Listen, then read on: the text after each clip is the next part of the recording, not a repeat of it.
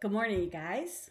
This is Good Friday, which doesn't feel very good, but that seems fitting because the first original Good Friday was not good for anybody either. At least they didn't know it was going to be good. You may notice that I am wearing my Easter bling this morning because, like you, I'm sure I will not be going anywhere on Easter Sunday morning where we will be wearing our Easter bonnets. I'll probably be wearing my Easter pajamas as I go to church in multiple places. That's one of the highlights for me this year of quarantine life, or isolation life, social distancing life.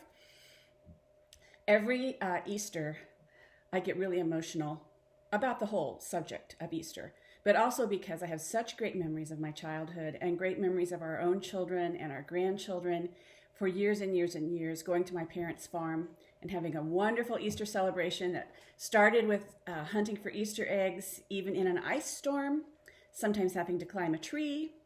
And then it always ended with a hymn sing in the living room. I loved those times. But my mother has taught me that every season has its own joys, and we should never look back and regret that we're not in the old season. So in the last few years, life has been very different. Many of our children lead worship at their own churches, miles and miles and miles and hours and hours and hours away from us, or have their own faith traditions that they follow. And so we're not usually together. And every Easter I think, I wish we could be transported like Philip was in the New Testament so that I could just go to every service. Well, this year I can. I will attend our own church services online, and then I will go to all of their church services online. And probably I will pop in and see my favorite priest, Father Mike, doing a homily if he's doing that this weekend. Who knows? I might go to the Vatican. We have so many options available to us right now that these are the benefits of the season that we're in, or the balm for our souls, perhaps. And so if you don't have any place to go online this weekend to celebrate the resurrection of Jesus, just message me and I'll point you to some wonderful things online, okay?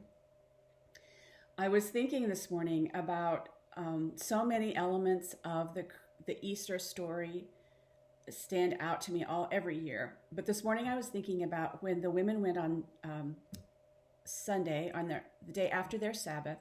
I was thinking two things about that. The Jewish culture, as it still does, the Jewish culture required all Jews to cease from their labors on the Sabbath. And those rules are very strict. You could not work, you could not cook a meal, you could not walk a certain distance. And so because Jesus died on this day, which the Sabbath begins at sundown, then the women could not go and prepare his body for a decent burial. They were restricted in their homes for that full 24-hour period. And I think that must have been the hardest Sabbath to ever obey, the hardest one, because they knew Jesus' body had not been properly cared for, and it was the last thing they could do for him. I've heard my grandmother say that about tending the graves, which I've never been a big grave attender at Memorial Day. My grandmother used to say, well, it's the only thing left that I can do for these people I love. And so that was where the women were. Jesus' mother, the women who had followed him and who had even financed much of his ministry, who had been set free by him. All their hopes and dreams were in him, and now he was dead, and they could not even do for him what a woman would normally do. And so I think it was a very dark, long Sabbath day. It was not a Good Friday for them. And then on what is our Sunday morning, when the Sabbath had ended, they rose early before the men were stirring and said, let's go and take care of the body of Jesus. We have the spices and the oils. We'll anoint his body. We'll go to this tomb given to Jesus by Joseph of Arimathea, which was a great step of faith on his part.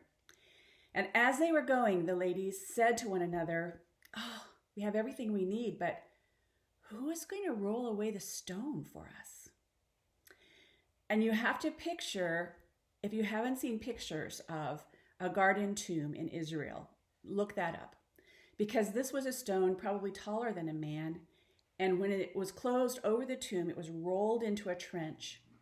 So it would have been impossible for a small group of ladies to have removed this stone. They knew they couldn't do it.